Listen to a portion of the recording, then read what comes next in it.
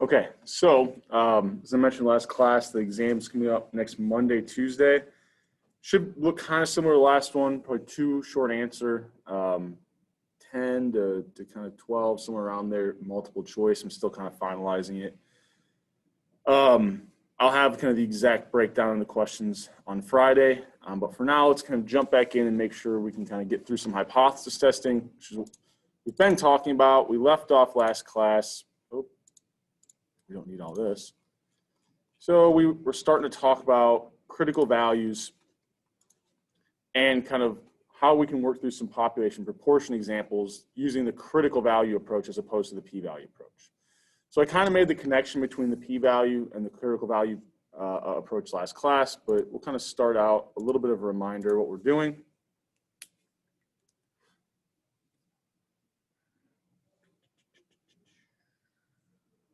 There we go. So what we're doing with critical values is we're saying, okay,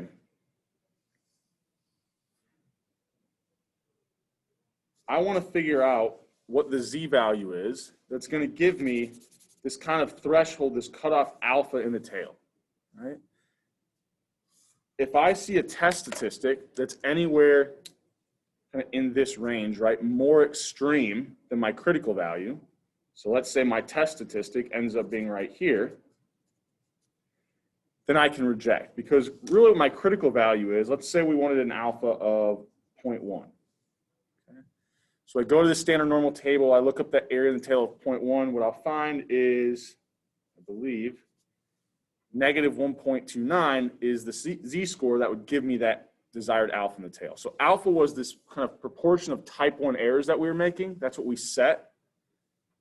So if I see a sample mean that's any more than 1.2 standard deviations below the assumed true mean, right? That's what that kind of critical value is going to represent. It's still a z-value. So I could map it back out, and actually we're going to be doing proportion examples today. So we're going to have some assumed true proportion, population proportion. If I see any sample proportion that's more than 1.29 standard deviations away from that assumed true value, then I know I can reject, right? Remember, my test statistic and my critical values are still z-values. So they still represent the number of standard deviations away from this assumed true population proportion, or the assumed true population mean, right, depending on the example we have. So, you know, if I see a test statistic out here, I'm going to fail to reject, right? It's not kind of in that rejection region. It's actually less than 1.29 standard deviations away from that assumed true value. Okay. So we said, you know, one way we can always kind of remember if the test statistic is more extreme, or if we take the absolute value of the test statistic, it will be larger than the absolute value of my critical value. And the reason why we have to kind of ignore that negative sign is, right, because here, a test statistic that's like more extreme than my critical value would actually be a larger negative value, so it would actually be less. So it just makes it easier if we just think about the absolute value, right? That way, we're just kind of comparing the size of my test statistic and critical value. To kind of relate this to the p-value approach, remember, anytime I see a test statistic over here, that p-value is the area in that tail. Notice whenever I have a test statistic that's more extreme than my critical value, that area in the tail, that p-value would be less than alpha, which is another way we said we can make the rejection decision, right, using the p-value approach. So both things will lead to the same decision, just we're comparing the area in the tail versus kind of the x-axis value. So that's kind of where we left off. We said that these critical values for left-tailed test, right, would all be negative. You can kind of think about what would the critical value be if I had an alpha of 0.5. So the area to the left here, if it was 0.5, well, that would be whatever the mean of my standard normal distribution is, which is 0. So you can see that for a left-tailed test, when I want little, you know, small areas in that tail, 0.1, 0.05, 0.01, all those are going to be an area less than 0.5. All my critical values will be, whoops, sorry, negative. If I had a right-tailed test, and you know I wanted an alpha of 0.1 in my upper right tail, well, the area to the left would be like 0.9, 0.95, and 0.99. So all my critical values for right-tailed test would be positive. So we kind of had the same values for left and right tail test, but positive and negative. And then for a two-tailed test, we said we had pairs of, let the screen catch up here. So for left and right tail test, we get the same values, but for right tail test, positive critical values, left tail test, negative. For a two-tailed test, we'll have kind of pairs of critical values, and that was because alpha was the total area in the tail, right? But when we have two tails, it's the total area in the tails. So what we were doing there was saying, okay, what critical values now would give me kind of alpha over 2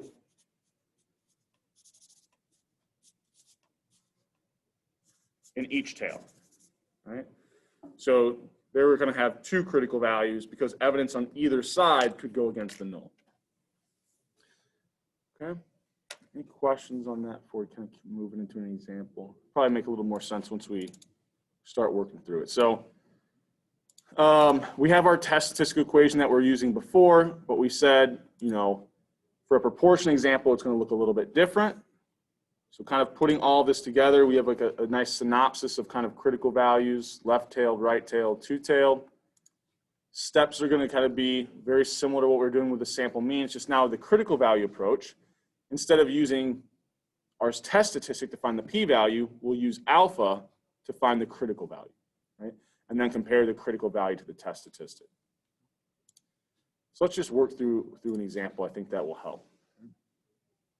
So I'm going to show you kind of something unique with this example as well, to point out, to kind of make a point, I guess I should say. So we've got this question. We want to test for whether or not the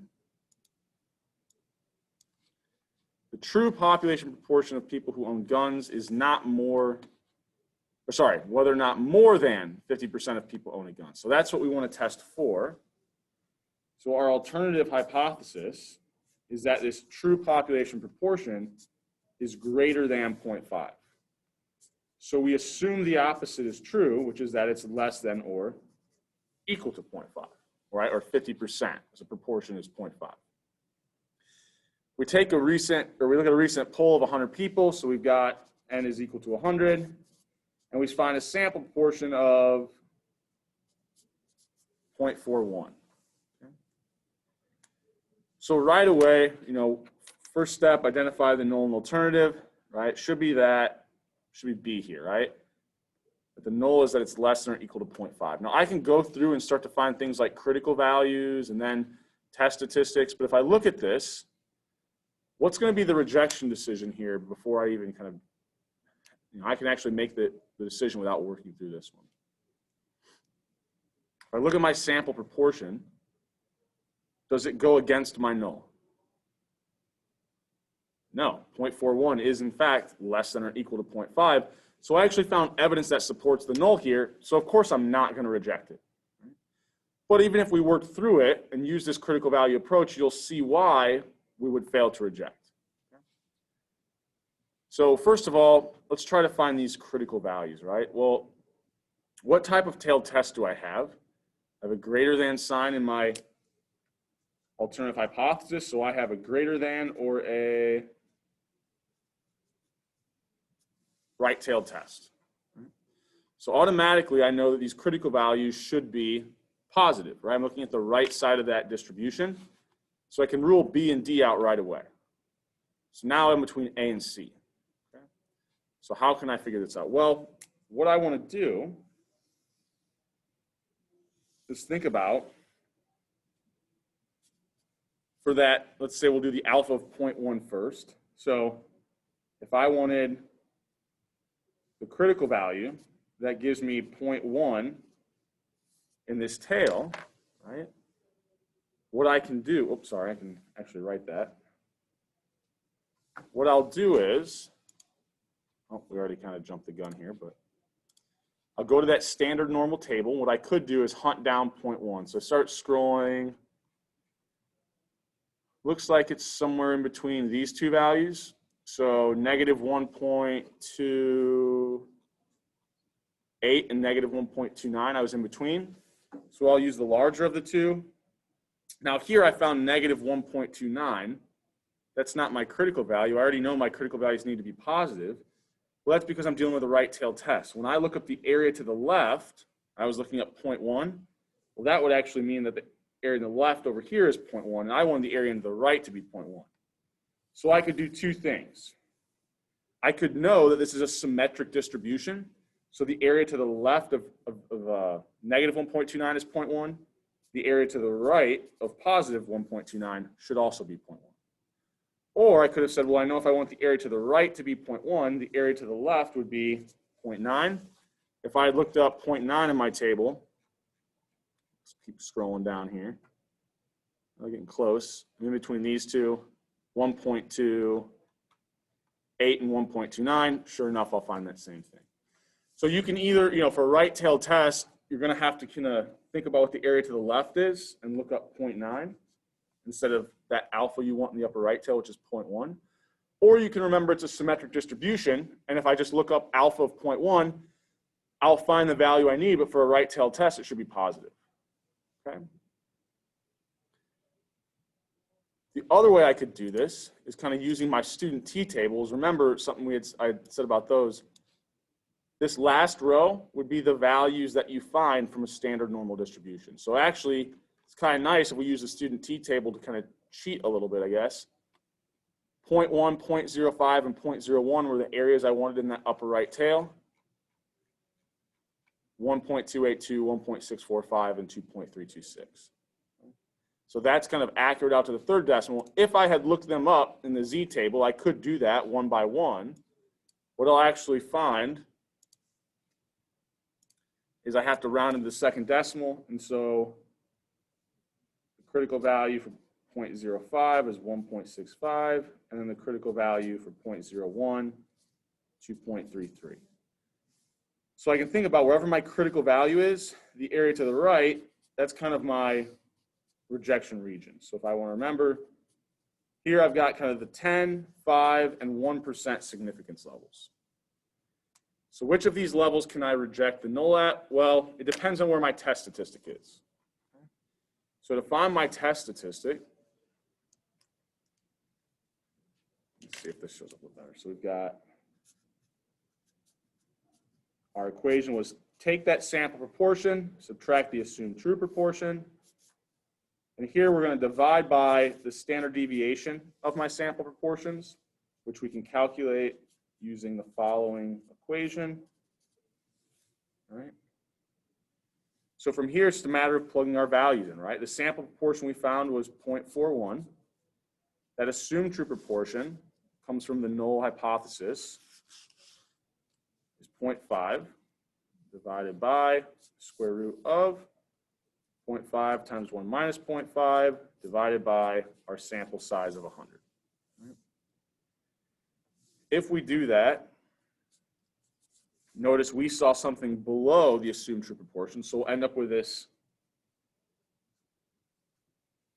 negative 1.8 test statistic.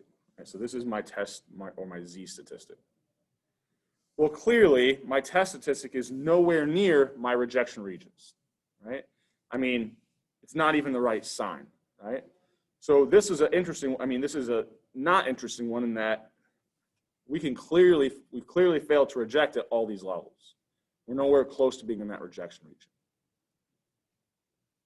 Any questions on that before we keep moving? So what would have been more interesting is if I had seen something like, let's assume I saw a test statistic of 1.8. Right? That might be a little more interesting. Because a test statistic of 1.8 would mean I can reject at the 10% level, because I'm in that rejection region. I can reject at the 5% level, because I'm in that rejection region. But I couldn't reject at the 1% significance level because I'm not quite that far out, right? I was 1.8 standard deviations away from the assumed true value, assumed true population proportion. And that 1% level, I need to be at least 2.33 standard deviations away. Any questions over that? Okay. So we found those three critical values, we plotted them. I think a lot of times with the critical value approach, the visual really helps, right? It's kind of easy to see if I draw the rejection region out. We calculated our test statistic here, kind of using our proportion test statistic equation, right? And we actually could find the p-value as well. So here I'll kind of show you why using two approaches you get the same answer. So this is kind of a weird one because the evidence actually supported the null. But if I wanted the p-value, right? Well, for a right-tailed test, it's still going to be the area to the right of my test statistic. So it's going to be the entire area to the right here would represent my p-value.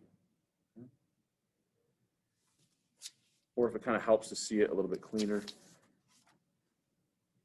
what we're thinking about is we found a test statistic of negative 1.8. The area to the right represents our p-value. Well, I can look this value up on my standard normal table.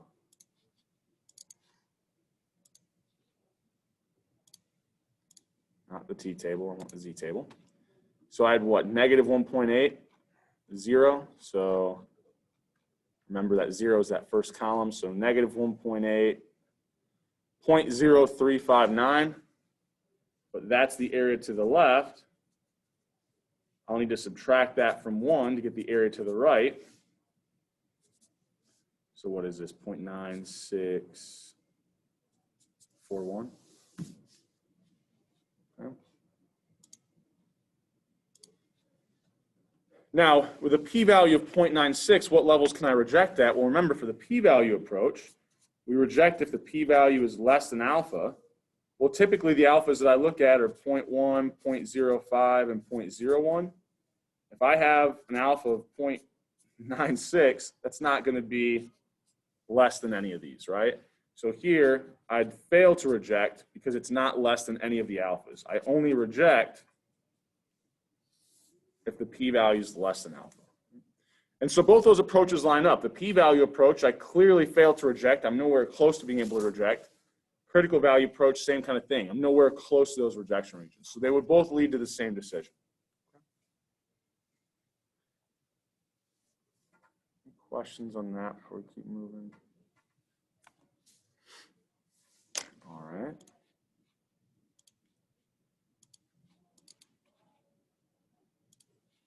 So we kind of already talked about, we don't reject at any of these levels, right? And yeah, I like this meme at one time. So test statistic in the rejection region, null hypothesis, not in my house, right? So we don't reject at any of these levels. Okay? So let's look at maybe a little bit more interesting of an example where we don't have evidence that supports the null. So let's say you want to test against that that shouldn't be repeated twice, that less than 15% of Indiana mothers smoke while pregnant. So I haven't worked through an example like this, and typically when it comes to the exam, I will tell you, right, whatever you're testing for. So that's how I've worked through all the problems up to this point, where whatever you're testing for, that's your alternative hypothesis. You then assume the opposite is true. Another thing that we kind of use terminology-wise is whatever we're going to test against is actually our null hypothesis. I don't want to kind of trip you up, though, so on the exam, you won't see something phrased this way, right? But I want to start to introduce it because we will start working with problems after the exam with hypothesis testing, just slightly different, where we might start to be told what we're going to test against. So if we're told what we're going to test against, that becomes our null hypothesis. Okay? So here, I've got that I want to test against it being less than 15%. Oops, I'm getting stuck there.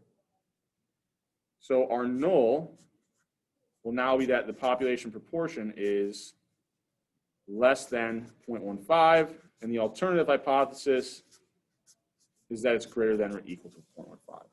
Or, sorry, we could do that, but I've already told you we always keep the equality on the null, right? So this is just that it's greater than 0.15. So I've got a greater than sign in the alternative hypothesis. So I've got a greater than or a right-tailed test here. The sample proportion I found was what? 0.18. And it was 72 people. Oh, wait, sorry. 72 out of 400. So my sample size is 400 there. Now, this is one also where I did tell you what the sample proportion was, but if I didn't explicitly tell you it was 0.18, another way you could have calculated this was, well, it was 72 out of 400, and that's how you would find that sample proportion of 0.18. Okay?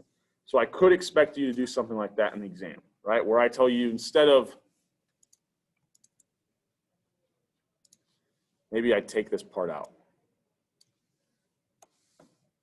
Well, what's my sample proportion? Well, it's just 72 out of 400, which works out to be 0.18. Okay? Here I was nice, and I kind of put it in here. Sometimes I'll do that in some questions I won't. Just depends on kind of changing the difficulty level of different problems. Okay? So we've got our null and alternative hypothesis. We said we have a right-tailed test. What are our critical values going to be? Well, actually, I should know very quickly what these critical values are. Because if I'm doing a right-tailed test, and I want the areas of 0.1, 0.05, and 0.01, well, those are going to be the same three critical values. Let's see if I can find it, that I found before. It's not going to change. I'm still looking at the standard normal distribution. So when I go to look up those alpha values in the upper right tail, I'm going to find those same three values of 1.29, 1.65, and 2.33. Here's my rejection regions at each one of those levels. Okay? So right away, if I have a right-tailed test, what are my critical values going to be? It's going to either be A or C again. Sure enough, it's the exact same three. I can look them up, but I'm looking them up in the same table every single time, so it's always going to tell me the same three Z values. Okay? Any questions up to this point? What if I had a left-tailed test here? What would the critical values be?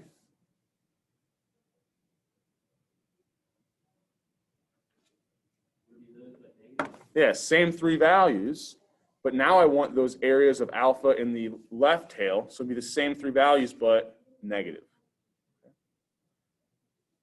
So the next step is let's calculate our test statistic. So if you look in the kind of exam 2 practice file folder, there's a formula sheet. So it's got all the kind of formulas laid out. We'll probably take a look at that at the end of class on Friday. We'll start doing a little bit of review at the end of class on Friday. But it's going to show you this equation. It leaves this part off, but just as a, sorry. It leaves this part off, right? The standard deviation of my sample proportions, but it just puts it right into the formula for you. So you'll see this, and the whole thing is getting taken the square root of. So I found a sample proportion of 0.18. The assumed true proportion was 0.15. So it's just a matter of plugging things in at this point and making sure that you use that 0.15. Okay? So I'm not sure what it is off the top of my head, but if we go to compute this test statistic, right, let's see what it ends up being. Plug everything in. We get about 1.68. Right? So notice my test statistic is, I was only 0.03 away from that assumed true value. So you might think, oh, this is going to be like a test statistic of almost 0, right? We're hardly any distance away from that assumed true population proportion. But that standard deviation of my sample proportions is really, really small. So even being 0.03 away was, more than, more than 1.5 standard deviations. So I've got my test statistic. The next step is I basically just plot it. Where would it fall? It would just be right on the other side of that critical value. So 1.68 is just right above 1.65. So I can say that I would reject at the, what, 10% and 5% levels, right? But I would fail to reject at the 1% level, right? Because I'm not in that rejection region, okay? Any questions on that one? I think I've got one more that's a two-tailed example, so. Where are we at on time here? Oh, we got a lot of time. Okay, so we said we failed to reject at the 5 and 10% level. So I think what I'm going to do is do a little bit of stuff in Excel.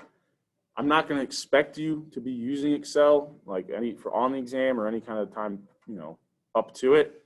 But I think for some people it kind of maybe helps if we do understand Excel. It helps us understand the concepts a little bit more. So I've got this file called hypothesis testing blank that I have kind of up on Canvas.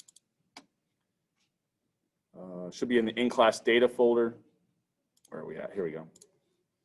So if we go here, in-class data, hypothesis testing blank. Okay. So let's go with the population variance actually we'll do proportion since we're talking about that right now. So we have this proportion example. I grabbed some data where I had whether or not someone had ever tried kind of an e-cigarette. I think this was from like a youth survey, like this was high school individuals. I've got a 1-0 variable, so if I want the sample proportion, we said, well, that's just, I can find the mean of this 1-0 variable, right, using that average function.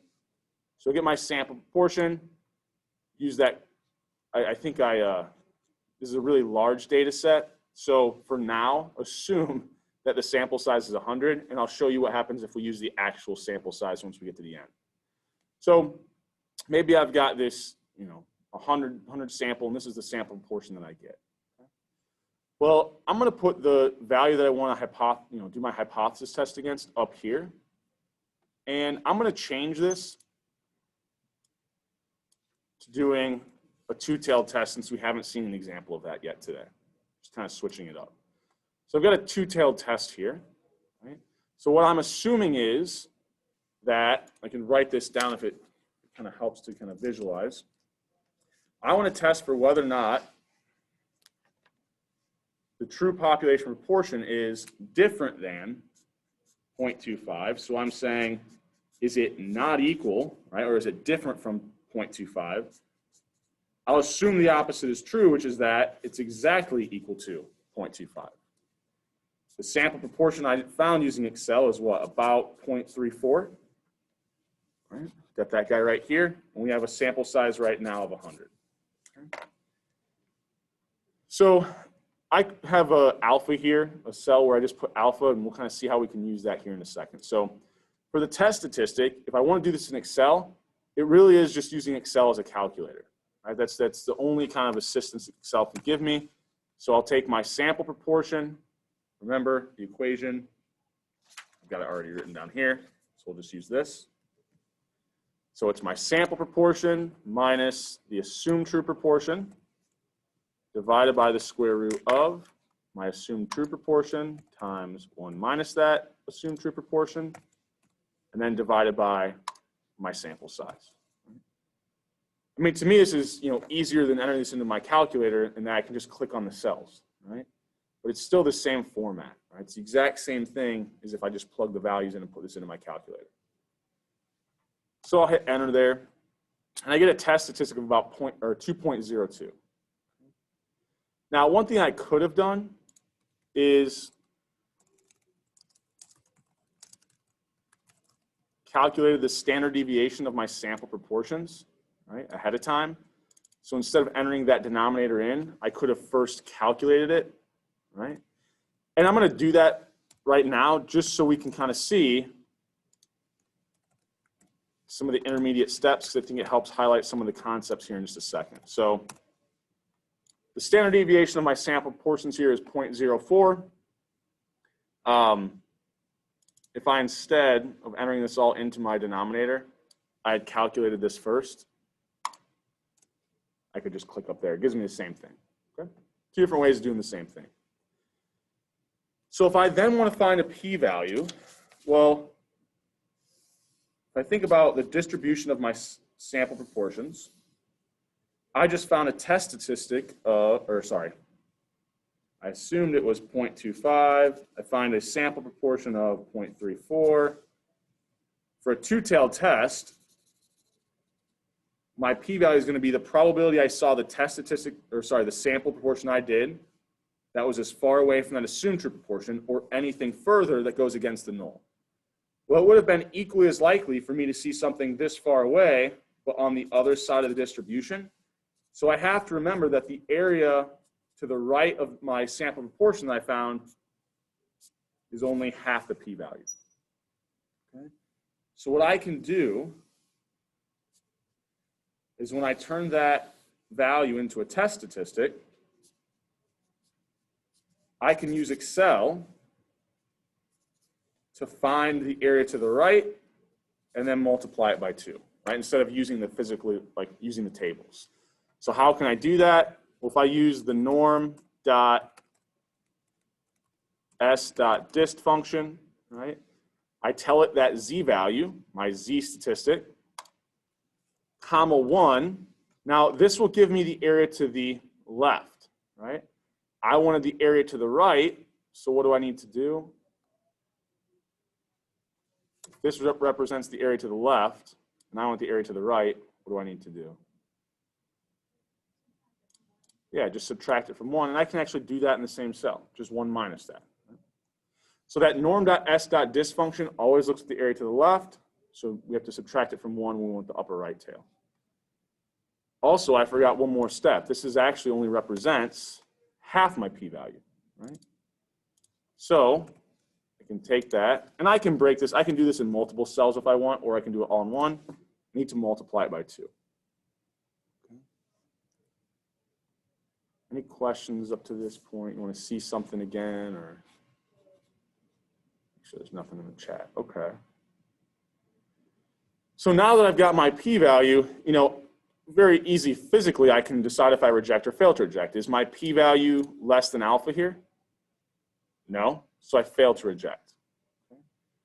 One way you can do this, and once again, just kind of making sure we're seeing more examples and I'm introducing some things to you.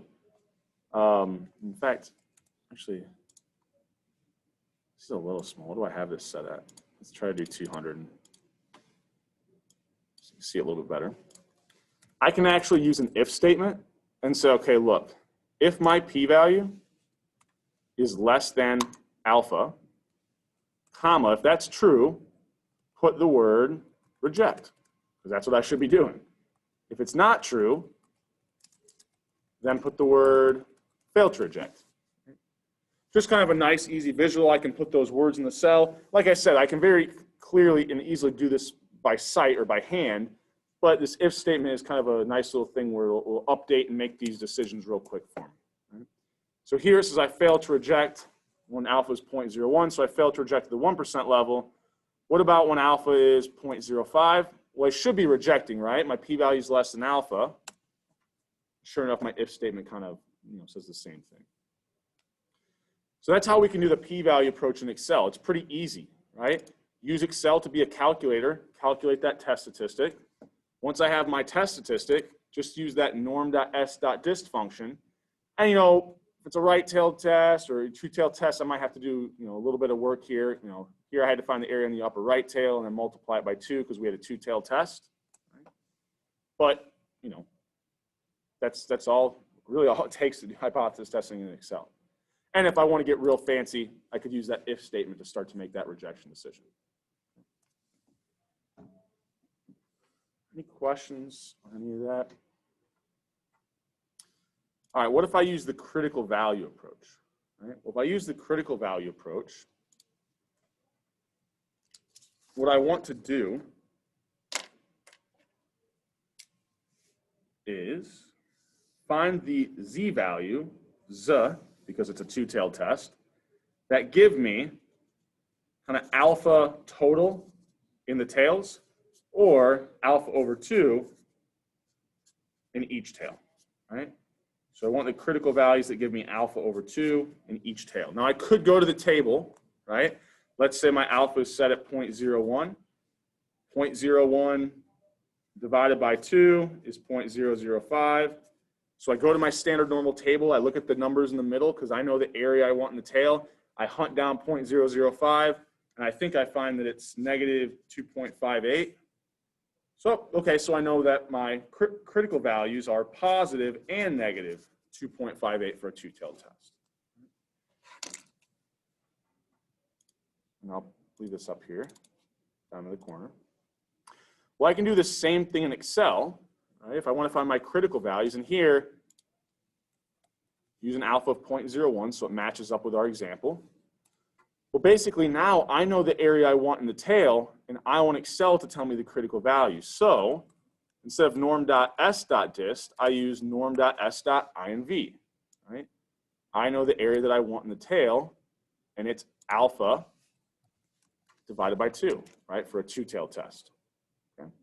So it's very similar to confidence intervals, right? Two-tailed tests, very similar idea to confidence intervals. I have half of alpha on each side of my confidence interval. I have half of alpha in each tail of my distribution when I'm trying to find the critical value.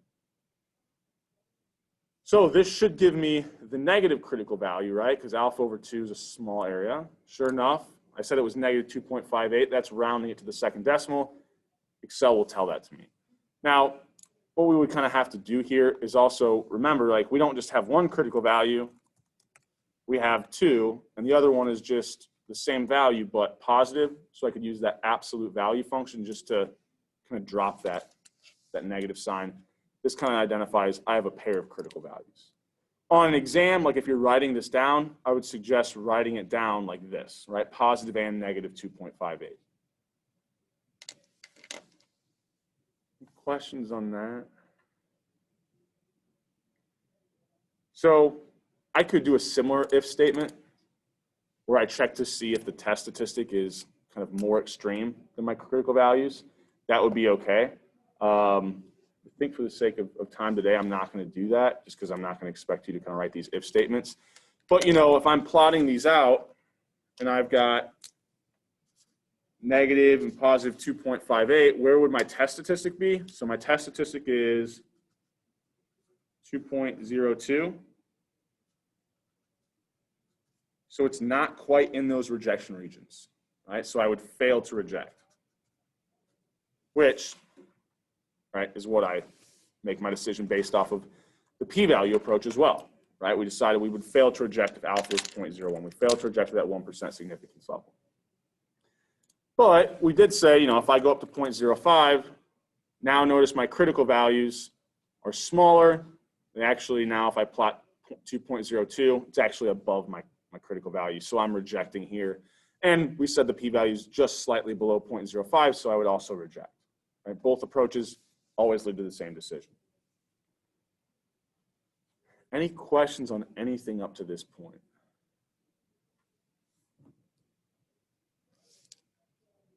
Okay. So I want to point something out now that we have this Excel example kind of built up. Let's say instead of the sample size of 100, I'm going to actually count the number of observations here. Right? I'm going to minimize this for a second. So I've got that count function. When I hit enter, it's going to tell me the number. But I want to try to predict what's going to happen here when I'm doing hypothesis testing. If I go from a sample size of 100 to something that's in the, I think it's in the thousands, right? A much larger sample size. So what's going to happen there? Well,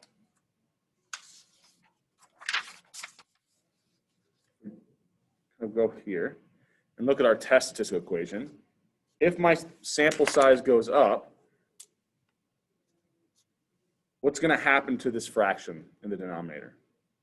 Or what's going to happen to that standard deviation of my sample proportions? We said when we get a larger sample size, we really narrow down kind of that distribution. Or said differently, we're kind of decreasing the variance or the standard deviation of that sample statistic, sample proportion in this example. So if n goes up, this denominator value, which represents the standard deviation of my sample proportion, goes down.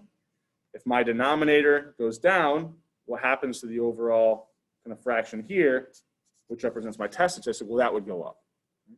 Because I'm still seeing the same sample proportion, it's just now that same value, even though it's the same distance from the assumed true proportion, it's going to be a higher number of standard deviations away.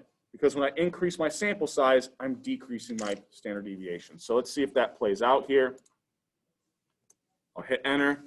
Sure enough, it drove my standard deviation of my sample proportion down quite a bit, which drove my test statistic way, way up, right? Which once I get a test statistic of 27, I mean, the area to the right of that is like so close to 0. You know, if we think about the area to the right of 3.9, well, the area to the left is almost 1, so the area to the right is pretty much 0. So if I go to 27, well, now the area to the right is even closer to 0. So now I clearly can reject really any alpha that I want to choose, right? Doesn't matter, these critical values are never going to be large enough to where I won't be in the rejection region. And it kind of shows the power of having these really large samples, right? For instance, if I start playing around with this hypothesis test example, or the number in my hypothesis test. So let's say instead of 0.25, I'm going to assume that it's equal to 0.30. So the sample portion I found isn't very far away from that. But remember, I have a really small standard deviation, so it's still 11 standard deviations away. So I can reject 0.3 as the true value. Can I reject 0.33? Well, I mean, it's almost what I found.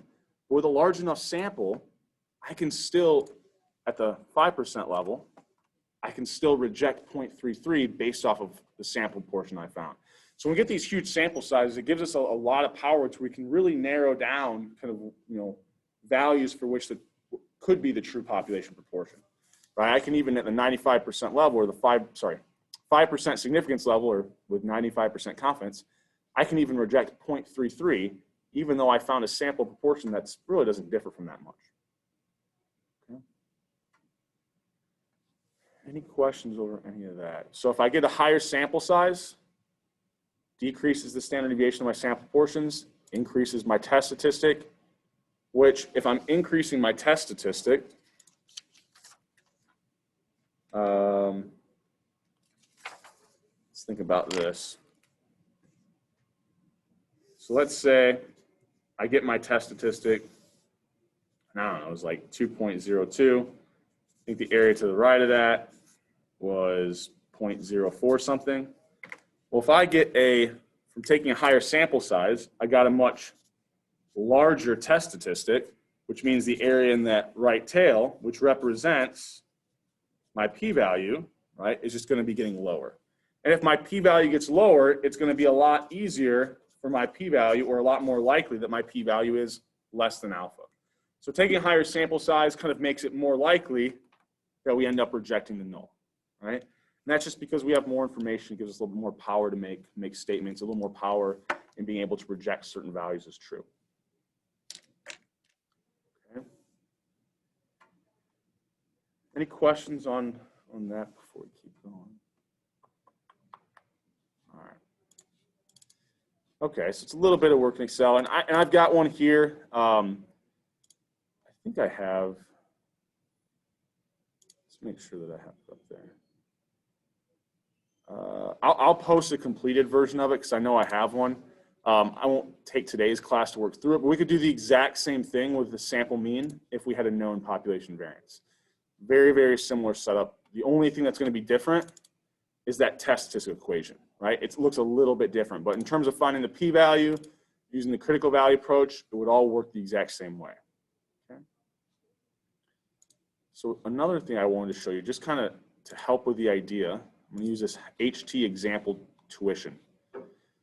So I like to think that this helps kind of solidify the idea of what we're doing with hypothesis testing. So I did something similar to that confidence interval file that I showed you, which is I had some data here that had tuition, right? So tuition amounts at all these different universities. I calculated the true population mean, okay? And I have kind of the true variance. So what I'm going to do is I'm going to generate these random numbers, right? You can kind of think about each one of these. This would be a think I did size 50. Yeah, yep, sample size 50. It's a random sample. It generates a random number. It uses that random number, oh, stop it, to go to this ID. Whatever school has that random number ID, it chooses their tuition. And so it's generating a random sample of 50 schools. And I then created 1,000 different random samples of size 50. Okay. So I've got 1,000 different samples, and I'm going to test against the alpha of 0.1, right? So what I could do for each sample is calculate the sample mean, right? I've got the sample variance. Now here, we haven't worked through sample variance examples. If it's easier for you to think about here, we could have used the population variance, right? I'll then calculate my test statistic, right, using, I don't know if I have it. Let me see. So remember, our test statistical equation for sample means looked like this. So I'll use that to calculate my test statistic, just basically Excel being a calculator, because I have sample mean. I've got, like I said, assume that we have the population variance here just for the sake of this example. We'll talk on Friday what happens if we only have the sample variance. We'll find the p-value, right? We're kind of treating this as a two-tailed test. So notice I'm like multiplying by 2 there to get my p-value. And then making the rejection decision, well, this was just if the p-value is less than the alpha that I have up here, I'm going to put a 1 if I reject and a 0 if I fail to reject. Okay. So I have 1,000 different samples and I've got 1,000 different rejection decisions. What should be true is the number of times that I fail to reject, right? Because I know the true, here I kind of cheated. My assumed true mean, what I used was the actual true mean. So this was the idea that even if what we assume to be true is in fact true, we're going to have the number of type 1 errors, or the proportion of type 1 errors will be whatever we set alpha at. Okay. So we should be making, out of these 1,000 samples, right, 0.1 of them should be wrong, right? We're going to be making a type 1 error where we reject even though the true, what we assume to be true was in fact true, which is kind of cheating here because we had the population data, so we knew already it was going to be true. So if I go to these rejection decisions, out of those 1,000, if 0.1 is alpha, about 100 of them should be wrong. Sure enough, if I count up the number of times I rejected, well, I shouldn't have been, so I was making a type 1 error. So just add those up. Notice it's not exactly 100. Oops. But it kind of floats around 100. Sometimes it's a little bit higher, sometimes it's a little bit lower. And that's because we only have 1,000 samples. If I had something like 10,000, it'd be a lot kind of tighter instead of, right around that proportion of times I'd be making a type 1 error, being right around 0.1, right? And I know I have 100 here. If I wanted to turn this, intra proportion, I could just divide by the number of samples I had, and we'll kind of notice, if I can get these numbers to random. Notice we're floating like around 0.1 all the time. I'm just typing these here, just hit the numbers to generate new numbers, right? So it kind of plays out. If in fact what we assume to be true is the true mean, we'll still be making rejection decisions when we shouldn't be, whatever we set alpha at. You can notice if I set alpha instead at 0.01, I should be getting something that's right around 0.01. Okay. I'm not going to expect you to ever build something like this, but I think it kind of helps with the idea of maybe a little bit of what we're doing and what type 1 errors are. So. Okay, yeah. To do this? I feel like if I say it, it's going to sound like I'm bragging. So no, not very long, right? So these are very similar. There's a lot of copying, pasting, and freezing of cells you can do so that if you want something like this, you can do it pretty quickly. Which is why I introducing these ideas of freezing cells and copying things over so that we get cell references to update, because it really is a lot of power where I can do something like this pretty quickly. Because really what I did, I think I really just had to create this column. And then once I had this created correctly, I could copy it over to create 1,000 different samples for me. All right, so next class, we'll kind of finish up hypothesis testing where we don't know the population variance. It's not going to be really anything that wildly new. It won't present a lot of additional challenges to us. It's just kind of like with the confidence intervals. We got to use the student t-distribution now instead. But other than that, everything's going to be exactly the same. I've got a bunch of questions, hypothesis testing questions of different types. We'll kind of work through some of those. And then Monday when we meet, I'll kind of, if you guys bring questions from those practice exams, I'll do selected questions from those. Excuse me. And that's kind of how we'll proceed. So I will be getting an extra video, hopefully up this afternoon. I got a little bit more interrupted than I thought yesterday, so I didn't get any of me working through the practice problems. But I will have some additional videos getting posted this afternoon of me working through at least one of those practice exams. Okay? All right. I will see you guys on Friday.